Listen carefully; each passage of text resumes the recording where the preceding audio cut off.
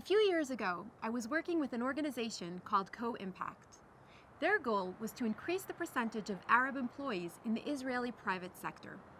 They were running into a lot of resistance and fear, and that's why they approached me and my colleagues as behavioral scientists who were working and studying prejudice reduction interventions. Now, earlier on in our collaboration with CoImpact, they asked me the million-dollar question. The questions I get asked every time I work with an organization. What works to reduce prejudice? And although this may sound like a simple question, the truth is that we didn't have a good answer. Well, in the last 10 years, social scientists have been working relentlessly to develop interventions to reduce prejudice. We were missing a meta perspective on all of these approaches, whether we can reduce prejudice by getting people to work together, to know each other, by holding diversity trainings, or by reducing negative stereotypes about the other. So here's my 2 cents about what's wrong with our current approach and how scholars who are interested in prejudice reduction should proceed.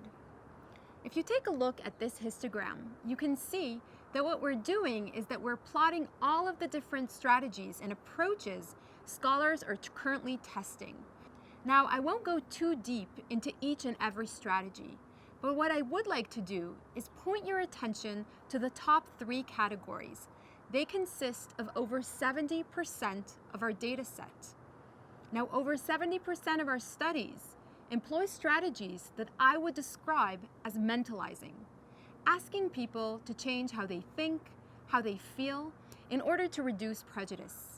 Put really simply, we're trying to train prejudice away, persuade prejudice away, imagine prejudice away. What are we not experimenting with? We're not experimenting with stronger forces, forces that don't require individual change. They require structural change, cultural change, norm change.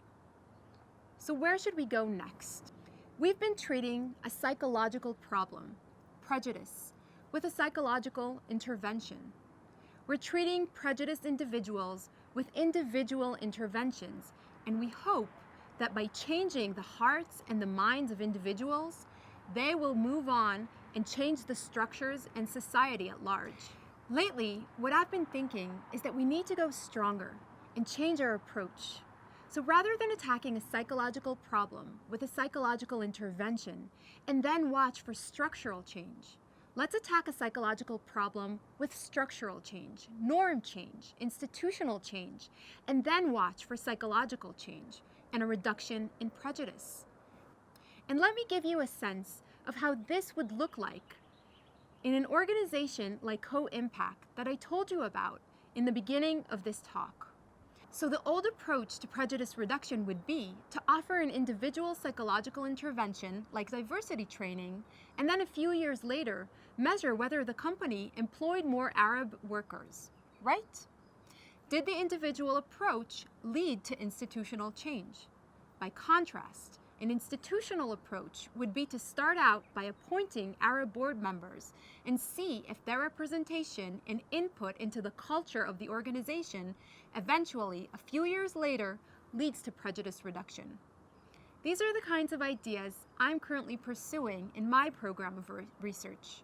I'm approaching prejudice through larger social and institutional changes rather than through small individual interventions. And while I know that this is a new approach, I think these results that I just presented you with give me a sense of urgency to pursue new directions such as these. Thank you.